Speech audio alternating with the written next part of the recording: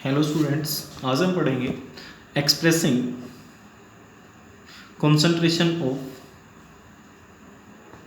Solution. इससे पहले पिछले लेक्चर के अंदर हमने देखा कि सॉल्यूशन क्या होता है और किस तरीके से हम किसी भी सॉल्यूशन को क्लासिफाई कर सकते हैं।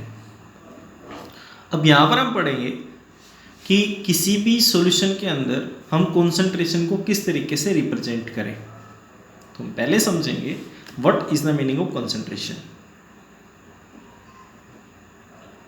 किसी भी सॉल्यूशन के अंदर जो सोल्यूट की अमाउंट है उसी को बोलते हैं हम concentration. Okay, the amount of solute present in a solution is defined as concentration। अब यहाँ पर हम अगर किसी भी सॉल्यूशन के अंदर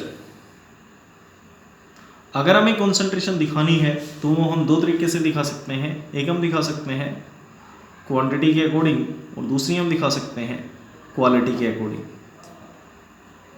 अब अगर क्वांटिटी के अकॉर्डिंग हम बात करें तो उसमें बताई जाएगी कि अमाउंट कितनी है। Okay, but with respect to quality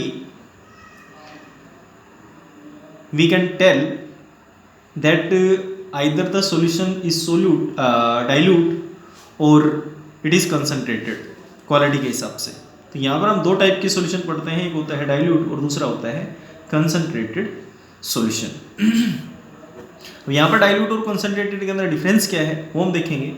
suppose हमारे पास दो सॉल्यूशंस हैं और दोनों सॉल्यूशंस के अंदर सोल्यूट और सोलवेंट दोनों एक जैसे हैं। सपोज यहाँ पर H2O है और इस H2O की अमाउंट है इधर 10 ml और यहाँ पर आपके पास है शुगर और इसकी अमाउंट है 2 ग्राम।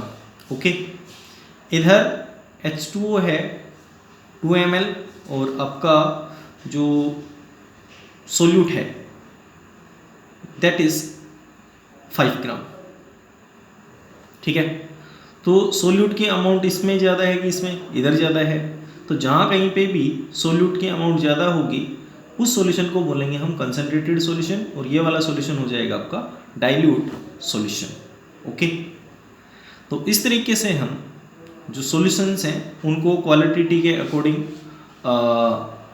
क्लासीफाई करते हैं। एक होगा डाइल्यूट और दूसरा होगा कंसंट्रेटेड। बट किसी भी सॉल्यूशन के अंदर जो कंसंट्रेशन है वो क्वांटिटिवली बड़ी आसानी से मेजर करी जा सकती है, क्वालिटी के अकॉर्डिंग इसको मेजर करना थोड़ा मुश्किल होगा।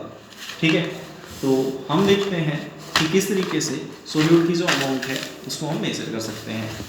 तो सबसे पहला होगा हमारे पास मास परसेंटेज। ठीक है, फर्स्ट मेथड।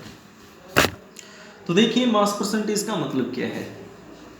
सपोज हमारे पास एक सॉल्यूशन है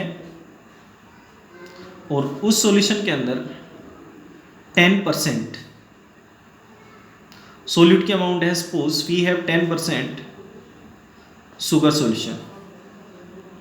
तो इसका मतलब ये होगा, अगर ये मास के अकॉर्डिंग है तो 10% का मतलब ये होगा कि 10 ग्राम यहाँ पर शुगर है और बचा हुआ 90 ग्राम सोलवेंट है। सपोज हम यहाँ पे मान लेते हैं ये वाटर।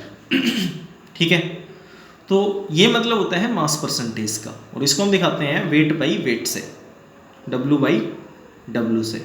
ओके, अगर हम इसका फॉर्मूला देखें, suppose we have 2 components A and B और आपसे ये पूछा जाए और इन दोनों का जो मास है वो दिया हुआ है A का भी और B का भी, और आपसे ये पूछ लिया जाए कि A का मास परसेंटेज बताओ, explain the mass percentage of A।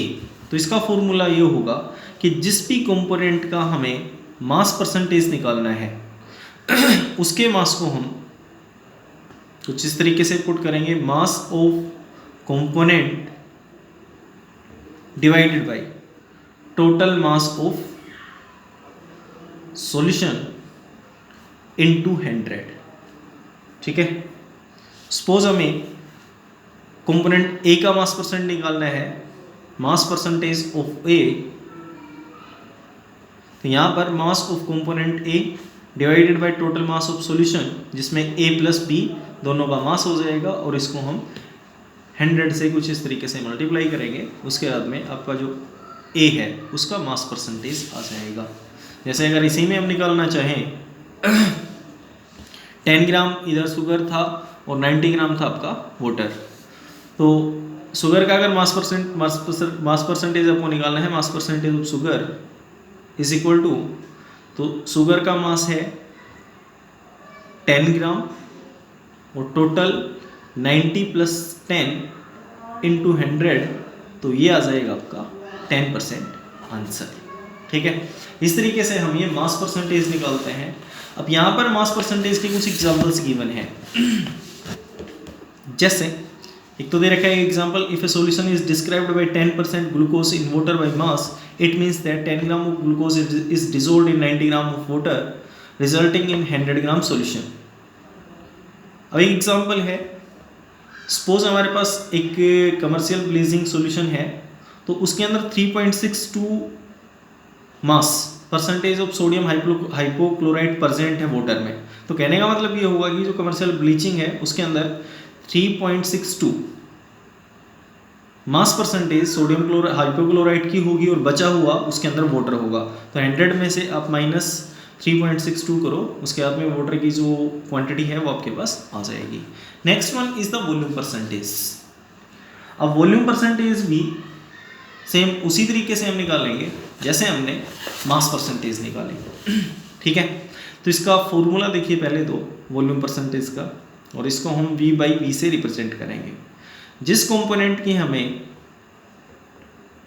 Volume निकालनी है उसको हम ऊपर लिखेंगे volume of component divided by total volume of solution into 100। तो ये आपका वॉल्यूम परसेंटेज का फॉर्मूला होगा। सपोज आपसे बोल दिया जाए कि 10% ए component is present in A solution by volume, तो इसका मतलब ये होगा कि अगर आपके पास वॉल्यूम ml में है तो इसका मतलब ये होगा कि 10 ml सोल्यूट है और 90 ml आपका सोलवेंट है। तो इस तरीके से ये हमारे पास वॉल्यूम परसेंटेज आएगी। अब यहाँ से देख सकते हो कि वॉल्यूम परसेंटेज को हम कैसे दिखाएंगे। The volume percentage is defined as the volume percent of a component, volume of the component divided by total volume of solution into 100। जैसे for example 10% ethanol solution in water means 10 ml of ethanol is dissolved in water such that the total volume of the solution is 100 ml. ठीक है, solution containing liquids are commonly expressed in this unit. अगर आपका solution liquid में है तो उसके लिए unit हम जनरली ml यूज करेंगे। अब यहाँ पर एक एग्जांपल भी दे रखा है, हमारे जो इंजन होते हैं जैसे कार है या फिर कोई दूसरा ऑटोमोबाइल है, तो उसके अंदर हम एक सॉल्यूशन पुट करते हैं इथाइलिन ग्लाइकोल का। अब इस इथाइलिन ग्लाइकोल का जो काम है वो ये है कि इंजन के अंदर जो वाटर है, ठीक है, उसके फ्रीजिंग पॉइंट को ये कम कर देगा, मतलब जो वेपराइजेशन प्रोसेस है उसको ये कम करने में हेल्प करेगा, एंटी फ्रीज की तरह काम करता है। तो 35% इथाइलिन ग्लाइकोल है बाई वॉल्यूम सॉल्यूशन, और 35% के अलावा जो आपके पास नेक्स्ट बच गया, ठीक है, वो होगा आपका solvent. For example 35% volume by volume solution of ethylene glycol and antifreeze is used in cars for cooling the engine. At this concentration, the antifreeze lowers the freezing point of water to 255.4 Kelvin minus, और इसको हम बोल सकते हैं -17.6 degree Celsius. कहने का मतलब ये है कि अगर हम 35% इथाइलिन ग्लाइकोल पुट कर दें तो उसके बाद में ये पानी के फ्रीजिंग पॉइंट को -17.6 डिग्री सेल्सियस से कम कर देगा। Next one is the mass by volume percentage. Mass by volume percentage को यूज़ किया जाता है फार्मास्यूटिकल इंडस्ट्री में, जहाँ पर आपकी मेडिसिन्स प्रिपेयर होती हैं। ठीक है, तो इसमें एक कंपोनेंट की वॉल्यूम ली जाएगी, दूसरे का हम मास लेंगे। आपको सिर्फ याद ये रखना है कि मास बाय वॉल्यूम परसेंटेज को यूज़ कहाँ किया जाता है, तो इसको हम यूज़ करते हैं फार्मास्यूटिकल इंडस्ट्री में to prepare the medicines. Next one is the parts per million. तो देखिए पार्ट्स पर मिलियन कहाँ पे हम यूज़ करेंगे। पार्ट्स पर मिलियन हम यूज़ करते हैं जब किसी सोल्यूट की क्वांटिटी बहुत ट्रेस अमाउंट में हो। ट्रेस अमाउंट से मतलब ये है कि जब बहुत कम अमाउंट में हो। जैसे इसको जनरली यूज़ करते हैं पोल्यूशन को मेज़र करने के लिए, ठीक है। ये पार्ट्स पर मिलियन में हम देखते हैं, जैसे ये इंडेक्स आता है पोल्यूशन का कि सल्फर डाइऑक्साइड के इतने पार्ट्स पर मिलियन हैं। इसके अलावा दूसरे जो ऑक्सीजन के नाइट्रोजन के जो ऑक्साइड्स हैं उनके इतने ppm हैं एटसेट्रा, या फिर ppb भी यूज़ करते हैं हम, ठीक है। तो यहाँ पर हम ppm का मतलब समझेंगे कि ppm हम किस तरीके से निकालेंगे। When a solute is present in trace quantities, it is convenient to express concentration in parts per million and is defined as। तो इसका फॉर्मूला देखिए क्या होगा, number of parts of the component, इसको ऊपर लिखेंगे, total number of parts of all components of the solution. मतलब ये है कि जिस कंपोनेंट का आपको पार्ट्स पर मिलियन निकालना है, ppm निकालना है, उसके कंपोनेंट्स को आप ऊपर लिखो, और इसके अलावा जितने भी कंपोनेंट्स हैं उतने उसके कितने पार्ट्स हैं उनको आप नीचे लिखिए, और इनटू होगा 10 to the power 6। इस तरीके से हम पार्ट्स पर मिलियन को निकालते हैं। अब यहाँ पे जो पार्ट्स पर मिलियन है उसको हम मास टू मास भी निकाल सकते हैं, वॉल्यूम टू वॉल्यूम निकाल सकते हैं, फिर मास टू वॉल्यूम निकाल सकते हैं। और यहाँ पर एक एग्जांपल दे रखा है पार्ट्स पर मिलियन का, a litre of sea water which weighs 1030 gram. मतलब 1 लीटर जो समुद्र का पानी होता है उसका वज़न होता है 1030 ग्राम, और इसके अंदर 6 × 10⁻³ ग्राम ऑफ डिजोल्व ऑक्सीजन होगा। इसके अंदर इतना जो ऑक्सीजन है वो होता है। Such a small concentration is also expressed as 5.8 gram per 10⁻⁶। मतलब 1 ग्राम के अंदर 5.8 पार्ट्स पर मिलियन होंगे आपके वो ऑक्सीजन के, ठीक है, 5.8 parts per million. The concentration of pollutants in water और atmosphere is often express in terms of microgram milli per litre और ppm, ठीक है। जो पोल्यूशन मैं आपको बता रहा था उसको भी हम जनरली ppm के अंदर मेजर करते हैं। अगली जो कॉन्सेंट्रेशन टर्म्स हैं वो हम नेक्स्ट लेक्चर के अंदर पढ़ेंगे। Thank you.